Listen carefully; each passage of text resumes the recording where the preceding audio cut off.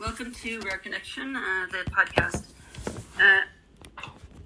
where they're dedicated to rare disease patients with similar conditions, connecting rare disease patients with similar conditions, educating the medical professionals and the general public, and uncovering clinical trials for the 95% of rare conditions without any FDA-approved treatment, hopefully.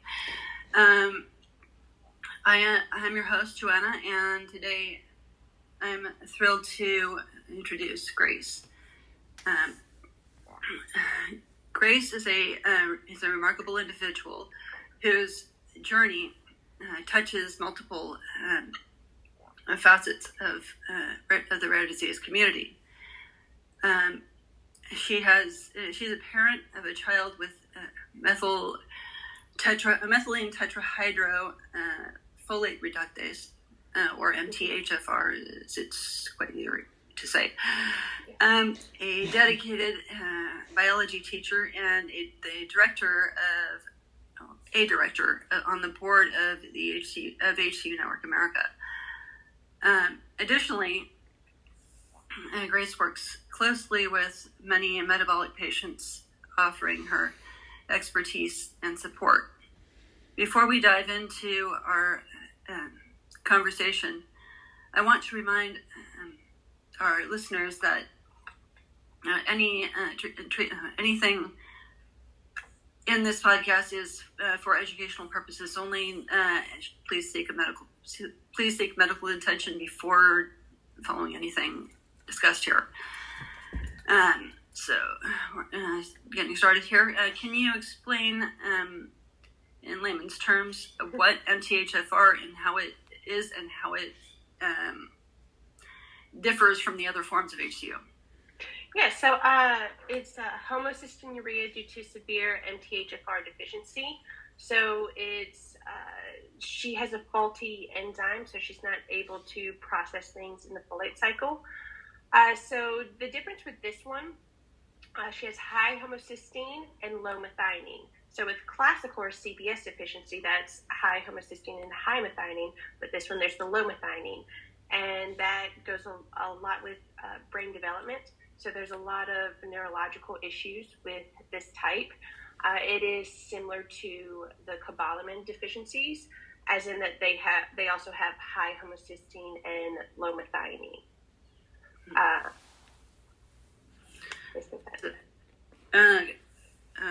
Can you share your journey with MTHFR and how it has impacted your family? Yeah, so it's my youngest daughter who has homocystinuria. She just turned 4 years old. She was diagnosed through newborn screening, which is not very common. Many states do not test for MTHFR or that specific type of homocystinuria on the newborn screening. They have a high methionine cutoff, but very few states actually have a low methionine cutoff. But she was one of the fortunate ones to get caught by that newborn screening. So after that first week, I get a call from a geneticist it's like 4 hours away. And they're like, hey, so this newborn screening was abnormal, but they probably don't have it, but we need to get it rechecked. I'm like, okay. So we rushed to do that. Of course, it was on a Friday. The pediatrician was already closed. Went into that next week. Came back as normal again. Then they're like, okay, we need to get you seen here immediately. So that was a Friday.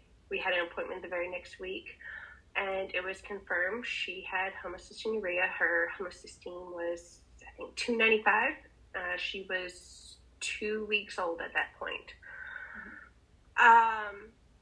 And then it was around 3 weeks old. That's when she started treatment, things with insurance and just delays. And I remember the first 3 weeks, she slept so much. I was thinking, this is the best baby. All she's doing, she's a great sleeper. Mm-hmm. I didn't realize it was due to the homocystinuria that she was sleeping so much. Because after she started treatment, I actually started seeing her eyes, and she was awake more. She looked like a completely different baby before starting butane and after. And so after she started, her eyes were open more, and I noticed they kept rolling. They were rolling uncontrollably. I actually have a little video of that.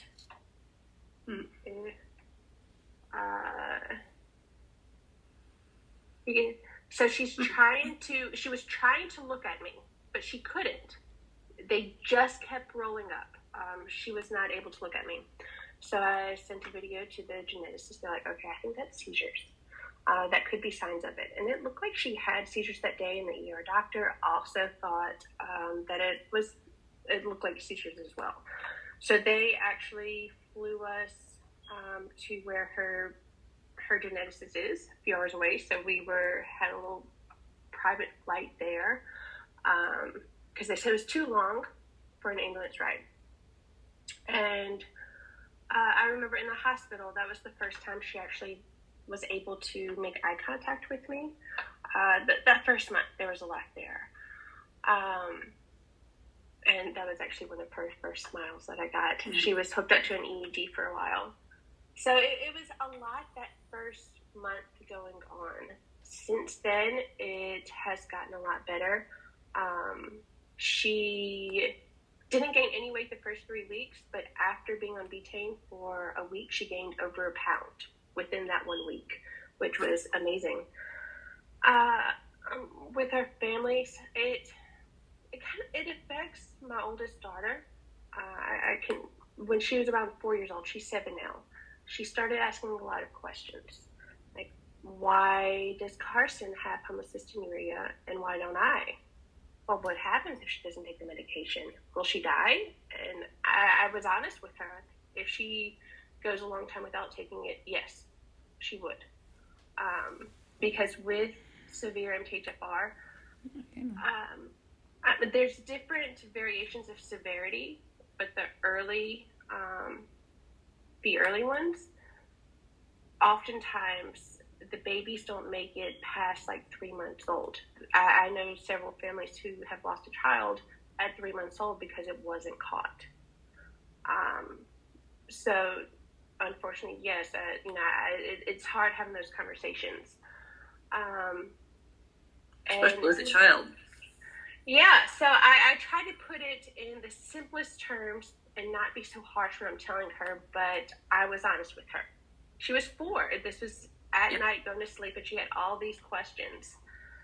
And now Carson's 4, and I'm wondering if she has these same questions. She has a really bad speech delay, so she can't ask those questions.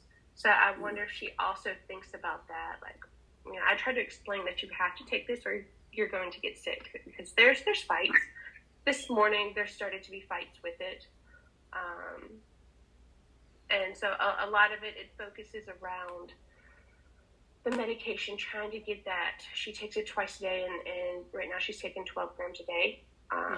And she will only take it in a syringe. And so 6 grams at a time, it's nasty. And so I don't want to, she won't drink it from a cup. I mix it with applesauce. It has to be from a syringe. So I don't want to do too big of a dose because I'm scared she won't finish it, but I don't want to do too small because then it's really disgusting. So yeah, it's a lot focused on that. We make games out of it. Her older sister will hide her in the covers, and she's like, what? I don't know where Carson's at. She's not here, and Carson's just peeking under the covers the whole time. But we finally got our rhythm going on, so we try not to let that get too much in the way of our day-to-day things. And for her appointments, we try to make a fun girls trip out of it, where we all go and just enjoy a few days. My mom comes as well, so it's the four girls going to her appointments just to make it fun. Yeah. So I did notice they are doing a clinical trial for the extended newborn screening now. Yeah. Yeah. So it's, but I did know there's a couple things they talked about they're looking into researchers for the other forms of homocystinuria also. So I don't know if MTHFR is one of those or if it's just like they're looking at cobalamin. There's tons of those. Yeah, it seems like they always go to cobalamin first. and then MTHFR. And my mom's like, hey, don't forget about us. We're here. Yeah. Exactly, because there are so many different developments. Yes. Some more there's common also than a lot others. more of them. Mm-hmm. Yeah. So, what led you to becoming a director on the board of HC Network America? I wanted to be a voice for MTHFR. I started, fundraising a lot and trying to do more advocacy for it. And HC Network America noticed that. And I would always reach out, and I really wanted to, I didn't want them to forget about MTHFR. Not that they would. HC Network America has been amazing. But I wanted to let them know, hey, we are here, we are available. And that was the main thing. I wanted to be part of the voice on the board. Mm-hmm. There are other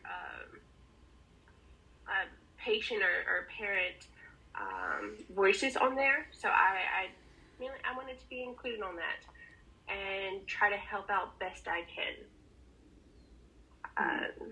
with research and things, and guide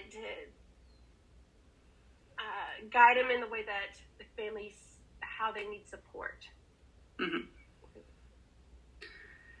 How has your background as a biology teacher influenced your approach to understanding and managing MTHFR? Well, it definitely helped in the very beginning at Carson's very first genetics appointment, because it's way over my head, the chemistry of this. And there was already so much going on mentally with learning that your child has a rare disease. But it did help a little bit understanding to follow along with what they were explaining to me at the time. Otherwise, I'm like, an enzyme? What are you talking about? But, having that basic understanding, that helped. And moving forward, it's made me want to really understand the pathway. Mm-hmm. If I'm talking to any doctor or researcher, I want to understand it. It might be way over my head what but break it down. It gives me that drive to better understand what's happening and trying to figure it out. Mm-hmm. And working with the doctors. Yeah. One of our viewers says she hopes she'll get better. They also want to know how they can donate. So donate. If you go to hcnetworkamerica.org, there is a severe MTHFR portion where you could donate directly there, and that all donations would go to research. I also have on Race for Research that we have in September. I have a team, Cakes for Carson. People can donate there. All of that money goes directly to funding a severe MTHFR research grant.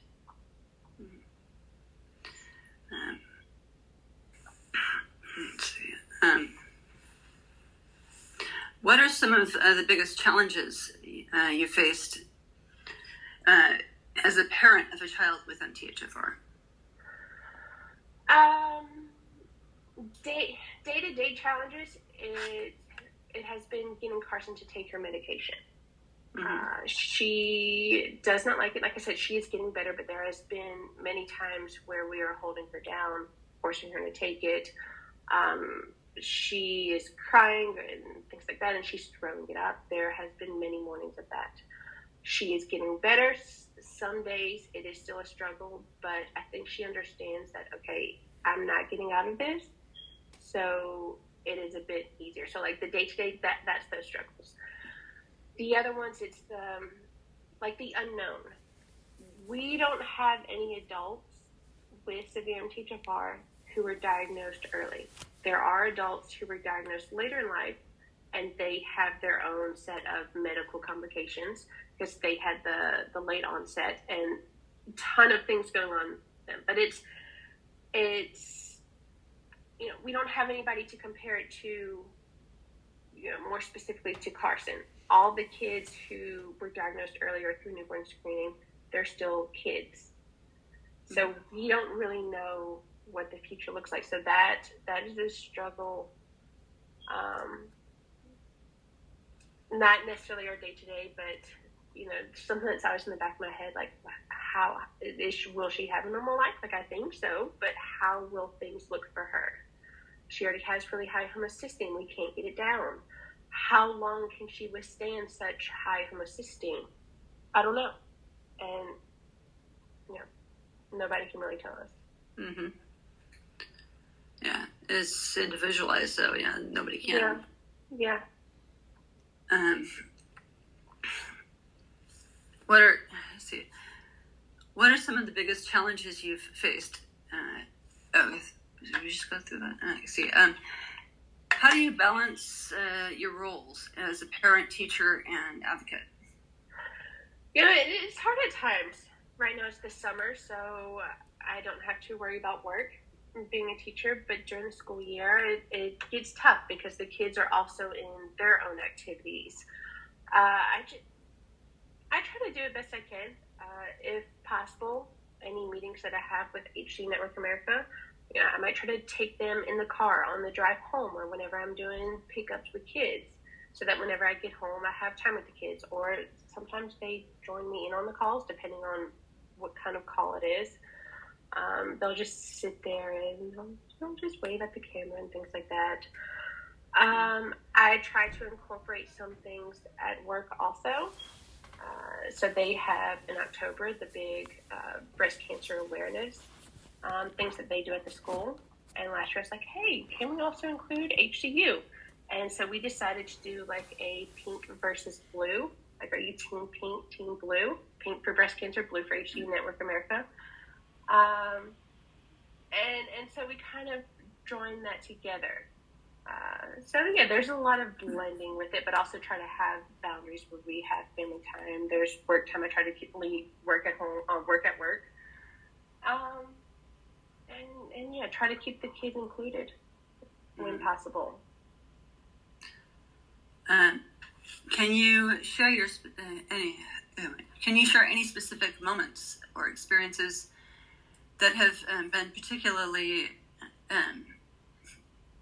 significant or transformative for you? The best experience was learning that we were able to fund our very first severe MTHFR research grant. That was the greatest thing. So for Carson's first birthday, I wanted to do some type of fundraiser. The whole first year after learning the diagnosis, with the newborn, this was also the year of COVID, there was a lot of kind of like grieving going on, just trying to wrap my head around it. Like, I was not in the right place. And then for our first birthday, it's like, okay, we need to come up with something. And one of my friends came up with this name, Cakes for Carson. I was like, I love the name. Now what are we going to do with it? So we decided to start this cake smash. So for her birthday each year, we would, like the ice bucket challenge? Yeah. Where they say, hey, I'm doing this for this condition. We would do that, but with cakes. So we would make these really cheap cakes and smash each other in the face with it, make a video saying what we're raising money for, and share that around and challenge other people to do it. We had so much fun with it. Unfortunately, we did not do that this year. Last year, I started noticing Carson hates to see that happen. She hates seeing people get smashed in the face with cake. Even though we're laughing, having a blast, she wanted no part of it. So I'm like, okay, well, we can't do that again because it's for her, but she hates seeing it. She will run the other way. What about selling the cakes? We're thinking about maybe doing a bake sale or something like that.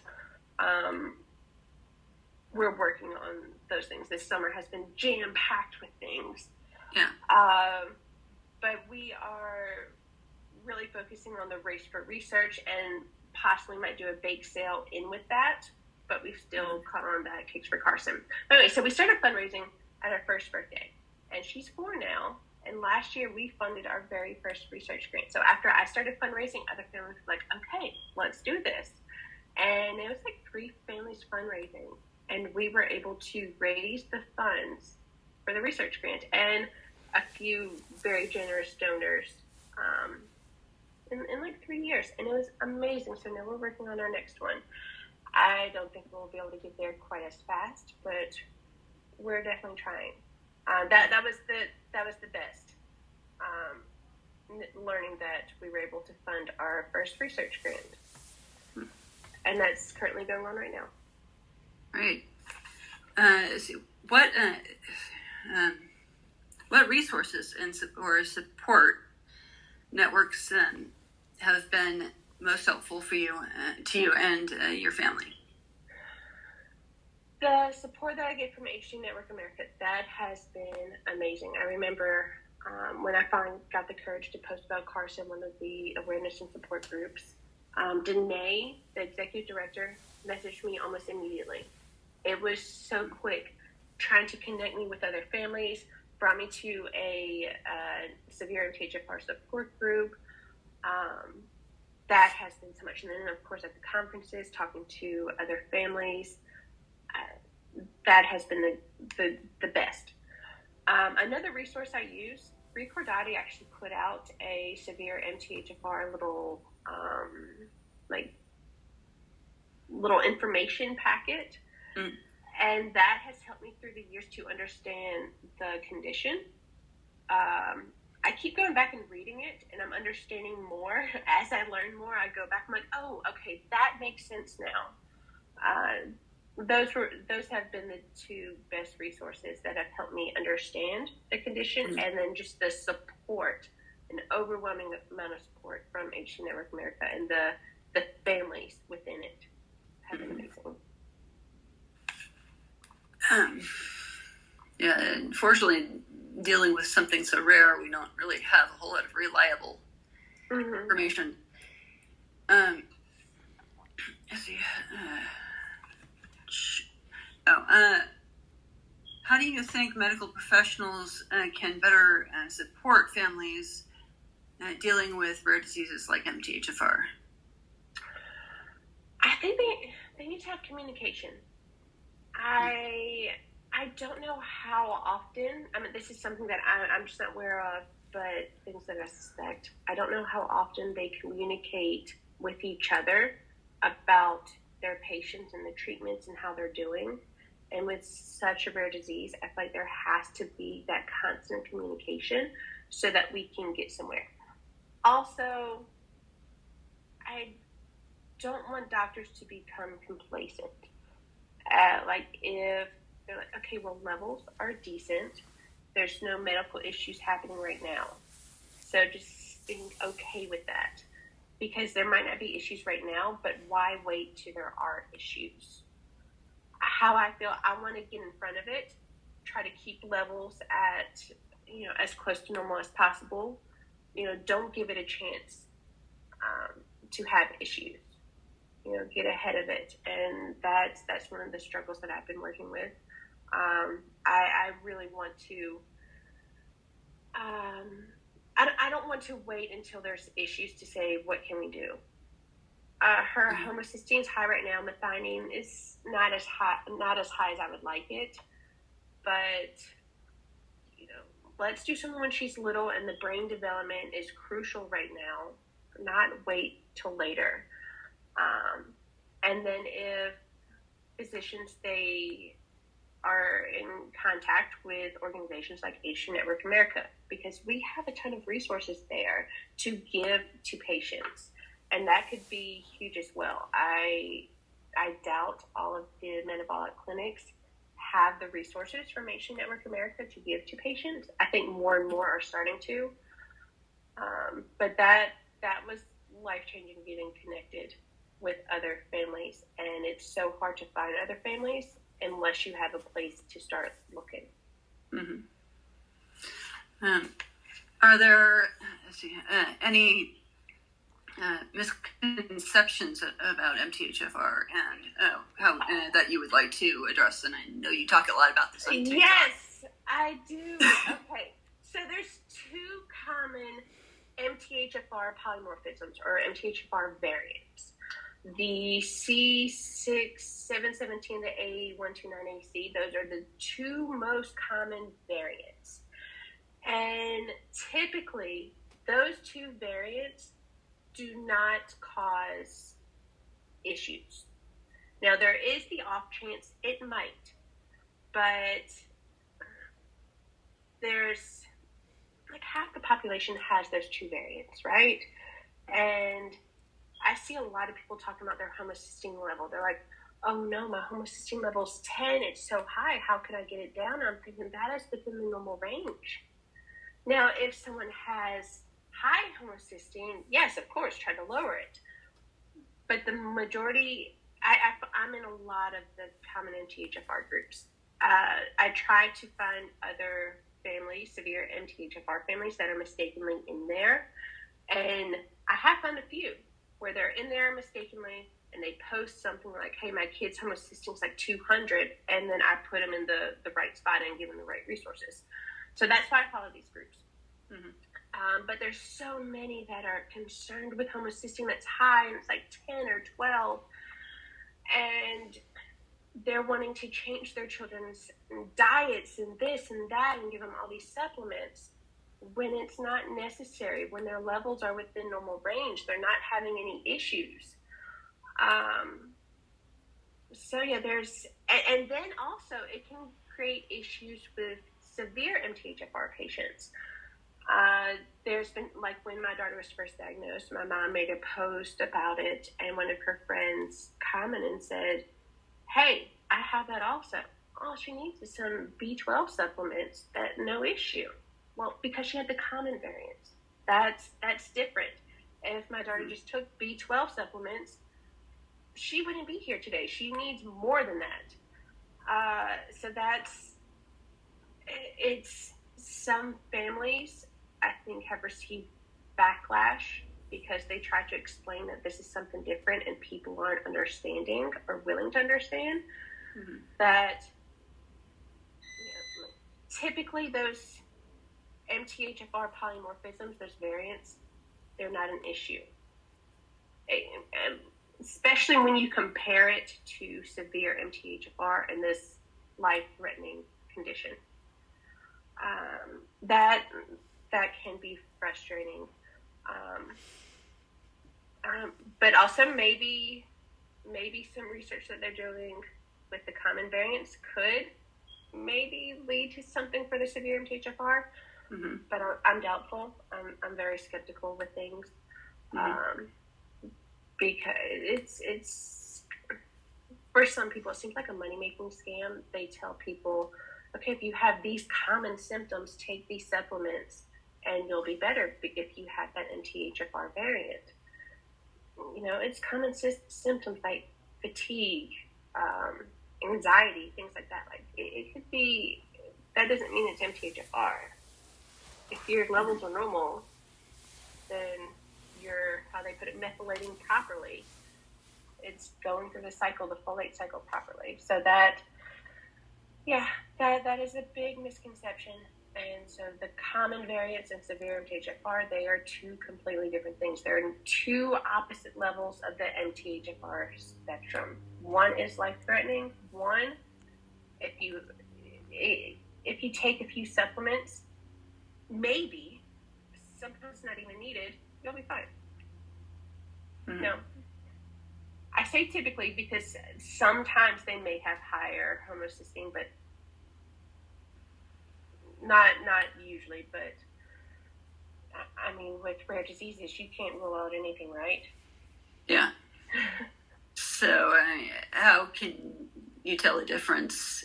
How can you tell whether you actually have one of the higher ones or not, besides homocysteine levels? Is there any other signs? A lot of them take genetic tests, and these genetic tests only test for the two variants. Like, they're not going to pick up the rare variants, the rare mutations that my daughter has. I actually talked to one of the, I think he was like a CEO of one of the companies that puts out these genetic tests, and I was like, well, like, would it catch my daughter's mutations? And he said, no, like, that would cost thousands of dollars for that type of test. So yeah, there are genetic tests. You could just do a little blood work. I actually learned that my oldest daughter. I wanted to get her homocysteine checked just to rule out everything. It was perfectly normal. It was 8. But with that, I learned that she does have one of the common variants. We do nothing different with her. Mm-hmm. She is perfectly healthy with that. So yeah, you could do a genetic test, but the easiest way is just to get your homocysteine checked. And if that's within normal range, then you have nothing to worry about. Mm-hmm. So how do you think education plays it?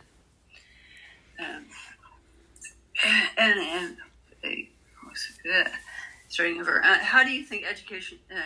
How do you educate others, including your students, about MTHFR and metabolic conditions? Well, one, I'm always wearing like my little HCU gear and things like that. I'm hoping someone will just ask, because of course I don't just go and tell them. If they ask, I'm like, sure, we could talk forever about this. One way I do it with my students in the classroom, it goes along with the curriculum, as we start talking about enzymes. So MTHFR, it's a gene that codes for the MTHFR enzyme. And that enzyme is needed to complete the folate cycle. And so when we, in biology, start talking about enzymes, I raise the question, like, what do you think will happen if the enzyme doesn't work? And then they'll give their guesses. And then I'll tell them, okay, well, look, I actually have a daughter whose enzyme doesn't work. And then so I slowly bring it in. And then later on in the school year, we're talking about DNA and mutations and what happens with mutations. And then I bring that up as well. It's like, there's a mutation here. And then I talk about the type of mutation she has and things like that. So I slowly bring it in throughout the school year so that they could have like this real life experience of to apply that to. And it's slowly throughout the year as we get there. Like, I never just go right in and say, this is that, she has this, blah, blah, blah. But, of course, for October HC Awareness Month, they see my shirts and things like that. They have questions, and then I'll let them know. I try to do very basic things because, to be honest, people don't want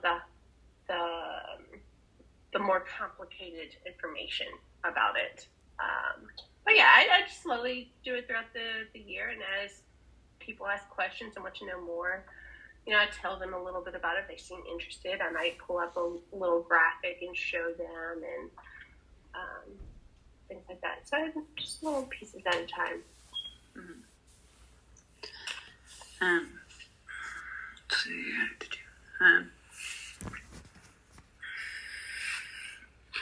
What role do you think education plays in improving the lives of those affected by a rare disease?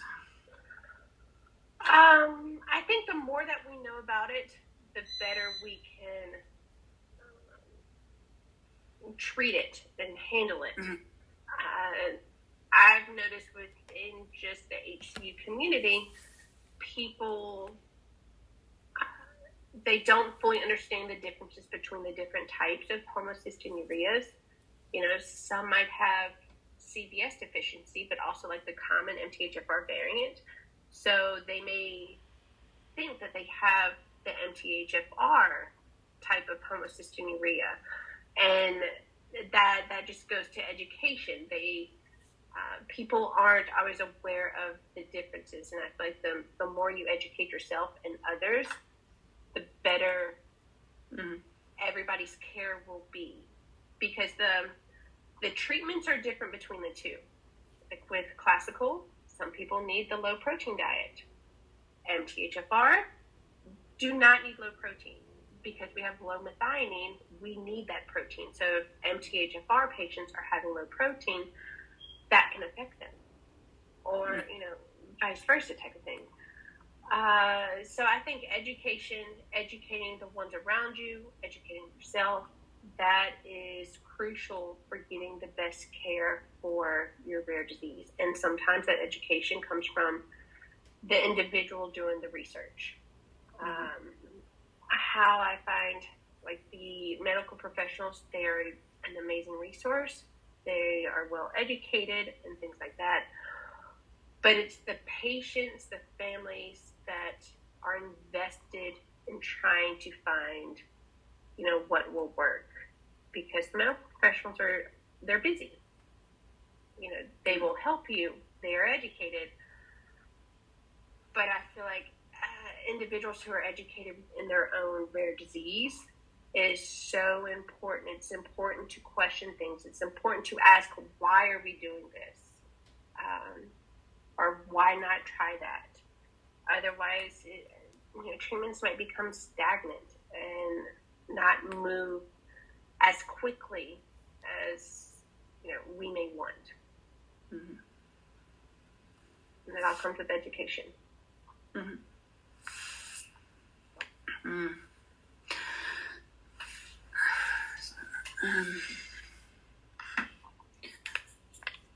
What is he at?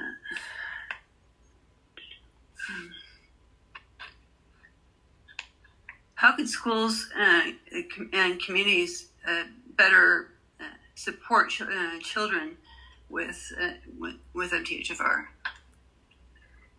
I think communities are there's a few families who are fundraising, and the ones that have strong communities, they are doing so well. And then with the fundraising, you fund these research grants. That's really helping. Mainly understanding it. I think it is not fully understanding, but having the resources, knowing about it. But at the same time, it depends on the individual and the family, whether they want the schools and the communities involved. How can they get involved if they don't really know about it? Mm-hmm.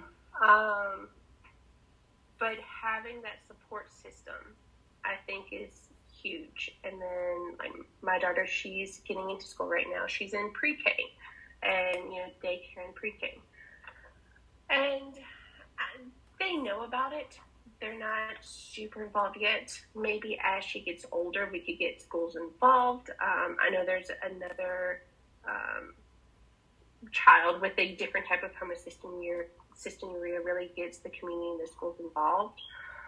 I think just be there for the person if they want it, because not everybody wants to be open about it. Maybe they want to just live a normal life and act like it's not there. So I think it really depends on the individual, and that could change throughout their life.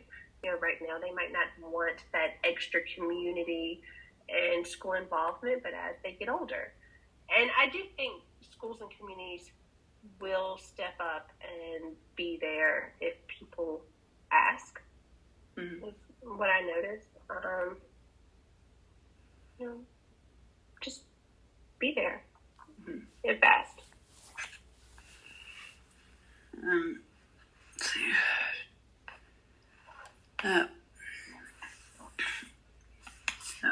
Let's see. What are your hopes for the future in terms of treatment and support for MTHFR? Well, in the perfect world, a cure. I mean, that's everybody's perfect world, to have a cure, right? Yeah. But the chances of that happening, it would probably be years down the road, but you never know with medical advancements. Treatment-wise, something that tastes better. Some type of gummy, or just something that eliminates that nasty, bitter, fishy taste. That would be huge. Something that's where you're lucky you don't have to follow the low-protein diet, because the gelatin is pretty high in protein. Oh, wow. So, something that tastes better, or something that works better. I mean, for people having to take such high doses of betaine, I mean, just speaking for MTHFR, because I know things are different with classical and cobalamin. Yeah. But, we have to take such high doses of betaine. Some individuals are taking up to like 20 and 40 grams of betaine a day. And that is a lot. That is disgusting. We need to find something that works better. Because, like my daughter's homocysteine, it's 92. I checked it about a month ago. It was 92. Increased betaine by 2 grams. It's still 92. It's like, what do you do there? So we need to find something that works better, that lowers homocysteine. How long will 92 be okay? But also know methionine is a big thing with the remethylation disorders, with severe MTHFR. Mm-hmm. She needs higher methionine. Higher meaning within the normal range, more on the higher end of the normal range. So we have to worry about that. Something that I really feel like there's something that's already available that could work to help lower homocysteine. We just don't know it yet. We haven't tried it.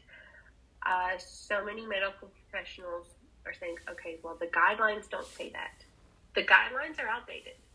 The guidelines only list betaine, which, yes, works. It needs to be used, but we need to try to update it. And there's some medical professionals that are reluctant. They're very hesitant to try to go beyond the guidelines and try, something else, which I'm willing to safely try. I'm too scared to just do this on my own. I want a medical professional to work with to, trial different things safely. Because even though I might think, okay, this could work, it might not have any side effects, they know more than me. They know the chemistry behind it. And so I need somebody willing to work with me safely to trial different things, because not many people are. I think we need to think outside the box to find a better treatment. Mm-hmm. And I feel like there's something already available. We just aren't trying it because they want to stick to what the guidelines are saying. But if we always stick to the guidelines, we'll never have any better advancements in treatments. Someone has to try it.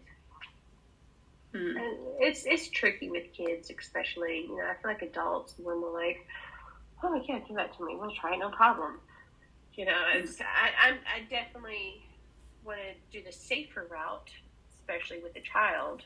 But I think there's safe supplements we could trial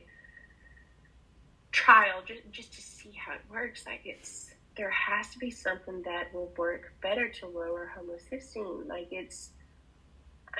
I have not met a single MTHFR family that has had homocysteine consistently below 60. It's usually in the 70s or 80s range or higher. There was a few months there where Carson's homocysteine was consistently 62 every time we checked it. But it just keeps going up, and I don't know why it keeps going up. She's only 4 and it keeps going up. Increasing betaine didn't cause it to lower. What's going to cause it to lower? Why is it still increasing? I don't know. And I feel like there's people forget about us sometimes, the MTHFR, because we are a small group and haven't had the loudest voices in the past, but I think we're starting to, and they're starting to say, okay, we need to see about them too. But they're reluctant with the small community. But we need to find something that will work, because not even being able to get homocysteine consistently below 60 for anybody, I think is a problem. Because I know of some cobalamin patients have gotten it lower than 50. There's some classical patients that have gotten it below 50. There might be some MTHFR patients that I haven't found yet, but every single one I found, nobody's consistently below 60. You know, I've had it, Carson's had homocysteine one time that I think was like 56 or 46 or something like that, just one off, but never again. And then there's been another family where one time it was low. Don't know what happened, but never again.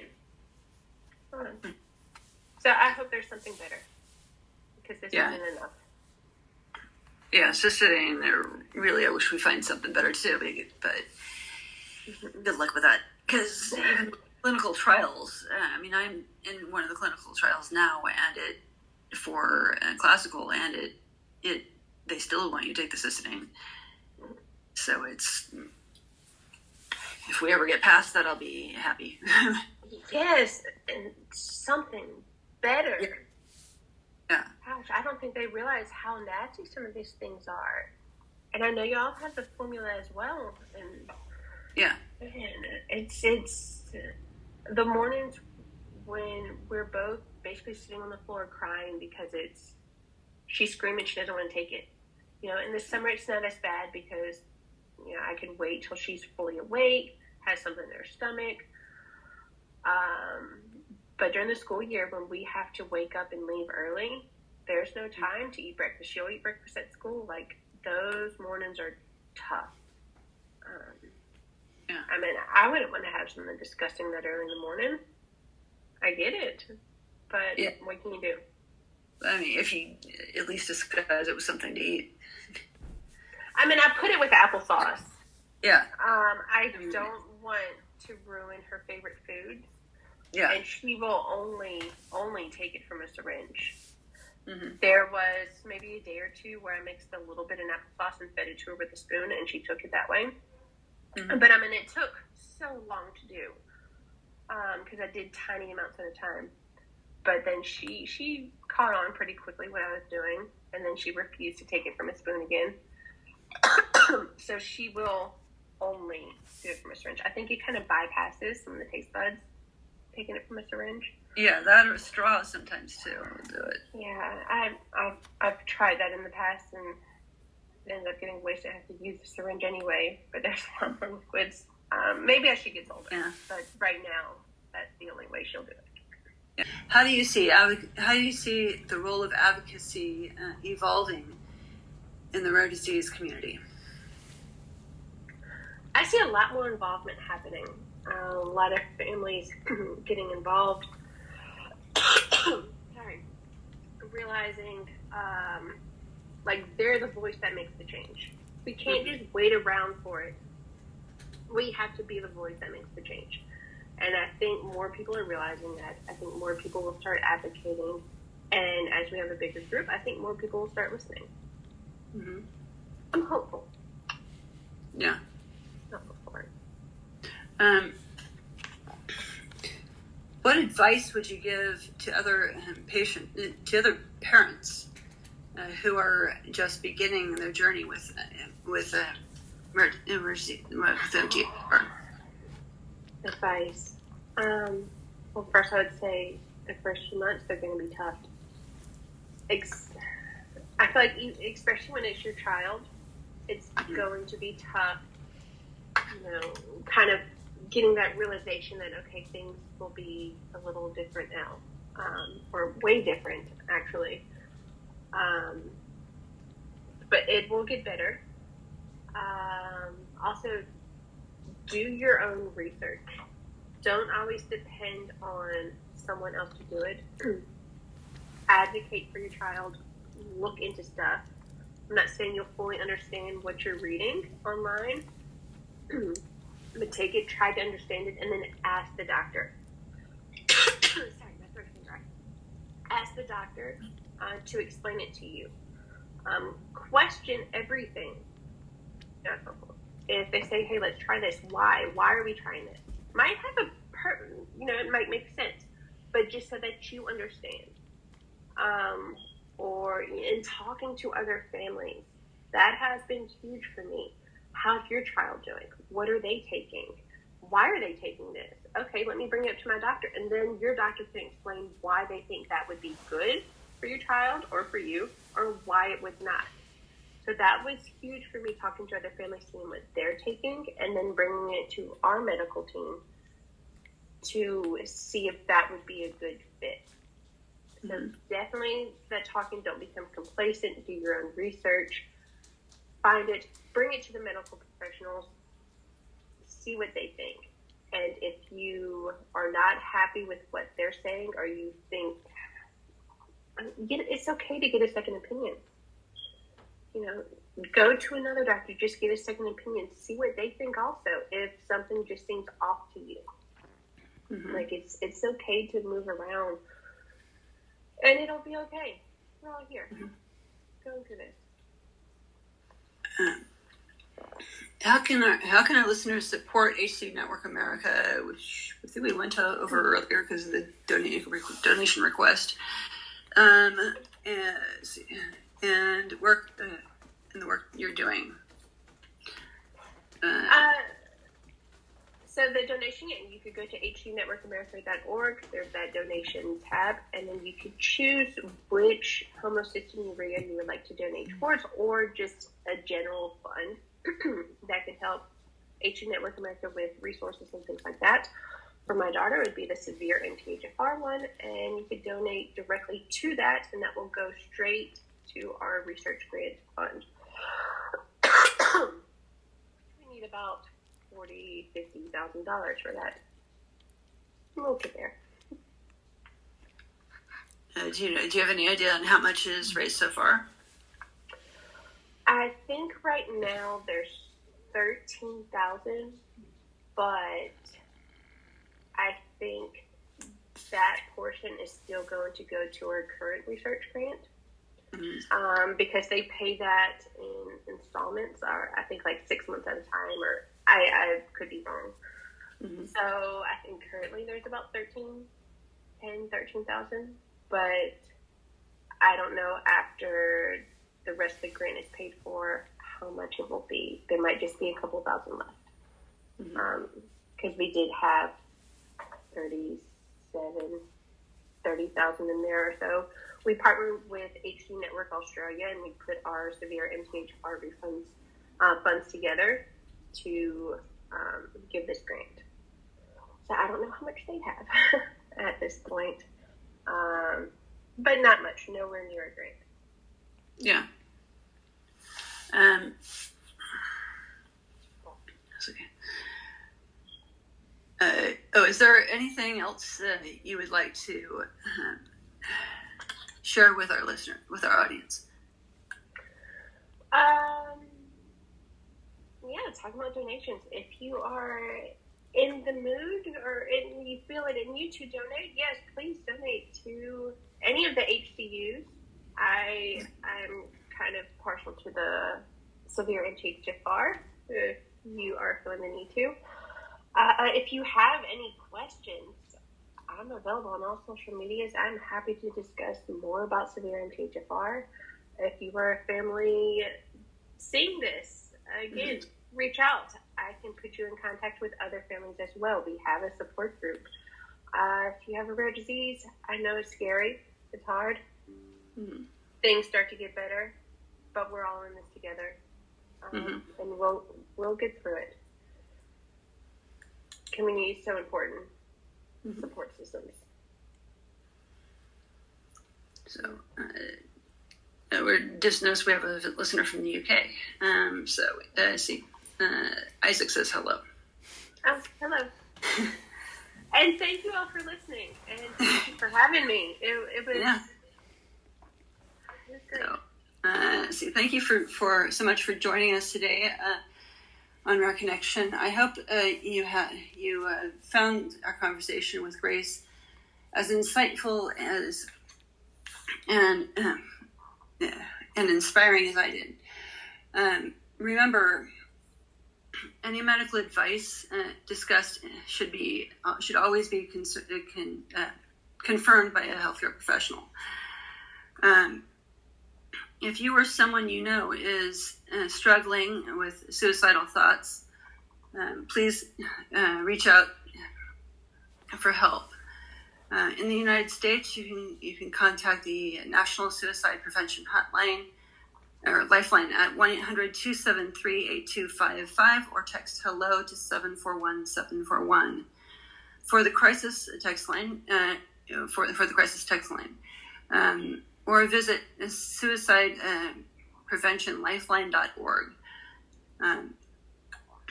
I want to invite you to check out my YouTube channel, Rare Chef, where I share cooking videos as well as this podcast, the live version of it. This is recorded for audio afterwards, also. Please subscribe to both my YouTube channel and the podcast, wherever you're listening. Your support helps us reach more people and make a bigger impact. I'm excited to share also that I'm trying to start a nonprofit under Rare Connection. And I am looking for board members, to volunteer board members, before I can apply for the 501c3 for it. So if anybody's interested, you can reach out to me. My email is joanna.ball41@gmail.com. Thank you so much for listening, and I look forward to connecting with you on our next episode. Thanks. Thank you.